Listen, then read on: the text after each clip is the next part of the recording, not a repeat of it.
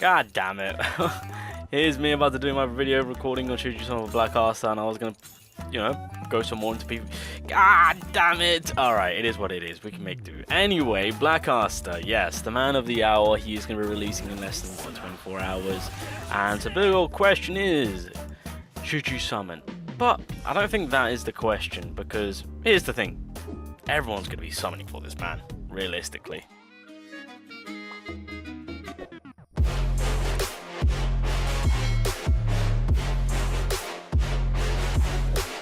So, should you summon for Black Asta? I feel like asking that question, it's very basic, because at the end of the day, I feel like most people, and with how I've kind of pushed out Black Asta to say that he's an amazing character, it's kind of stating the obvious, like, yes, summon for Black Asta, like, he's a good character. He is worth your premium currency.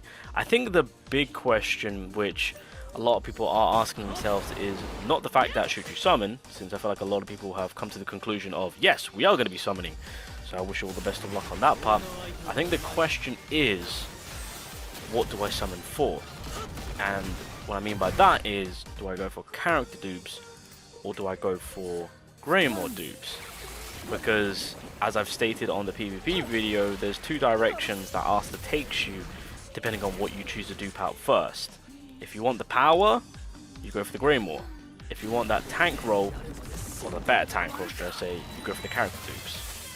That is the ultimate question, which a lot of people are trying to decide on what to do. Now again, come the PvP video, I've kind of already stated on my direction. If I was if I put myself in that position on only having able to potentially go for dupes on one or the other, I've already stated I'll go for the character dupes. I mean, at the very bare minimum, look, for any new character, if they've got a Greymore that works and helps them out, then of course getting the initial character as well as the initial Greymore is a must.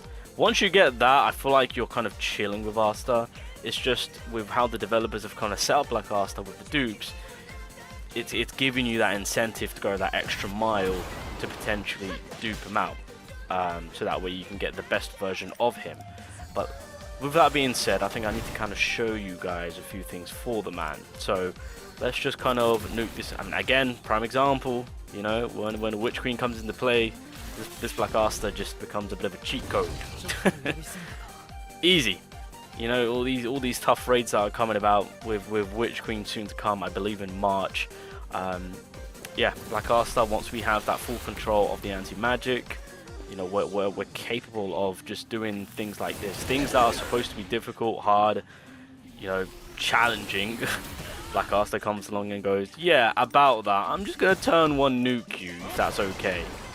Obviously on global, this raid boss fight is pretty annoying, I'll admit, since you don't have this bit of a cheat code, as I like to call it. I honestly think this is just a cheat code, like this. I mean, just casually, just drop 1.6 mil, boom. We've already established that yes, Black Asta is worth the summon. There's no denying that. Of course, if you want this character, then go for it. I'm not going to sit here and be like, no, he's skippable. He's a great character. He's absolutely fantastic. Dupe him out. He's an absolute monster, right? There's nothing more to say. He's a character worth your summons.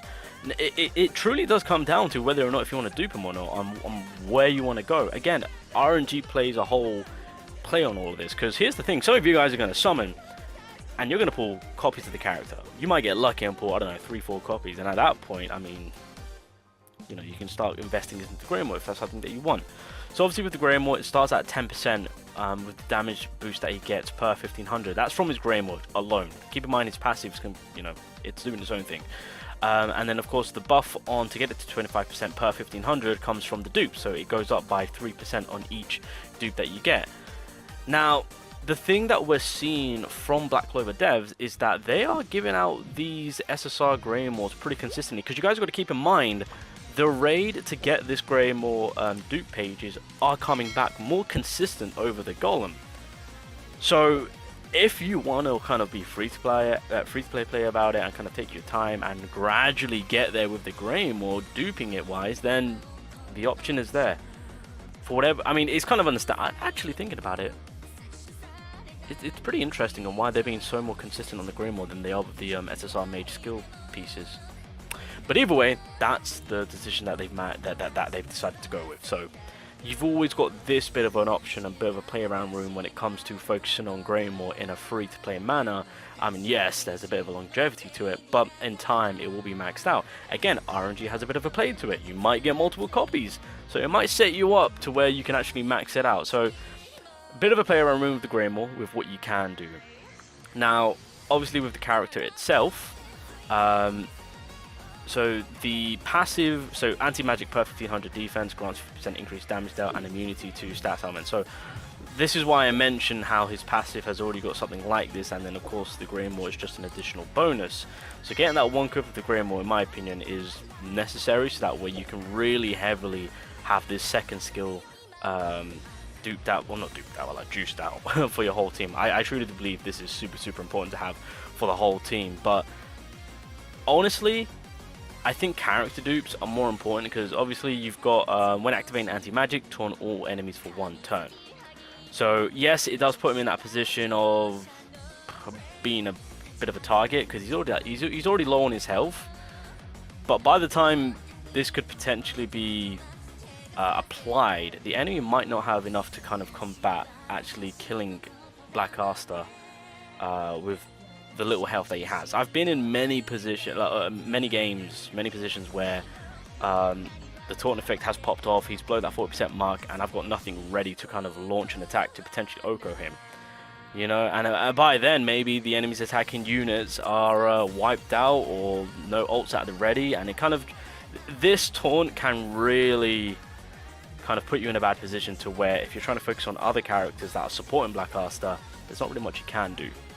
So this is really effective to have, especially as a defensive character. And then of course if you max him out, so this is kind of where they've put the big incentive. So it's that immunity block. They've put it on his LR +5, whereas every other character they've kind of given it out on. So for example, where's Mars, and then where is Radis? So just taking these tanks in per usual. So on Radis, it's on his ultimate, whereas Mars, it's on his unique passive. Was it? Well, yeah. So it's on his unique. Well, is it on his unique?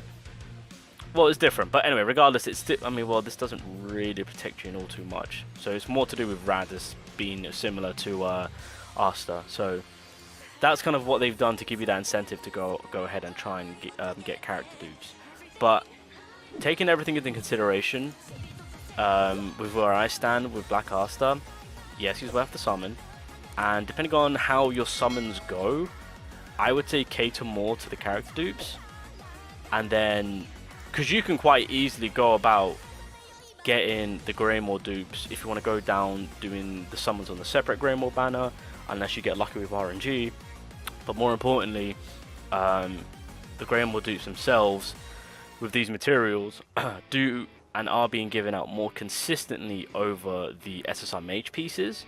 So if that's, I mean, you can quite easily go down that route. So that's why I say character dupes right now should be the focus. And then the Greymore dupes, again, if RNG's on your side, fair play. There's specific banners to get the rate ups for that, beautiful.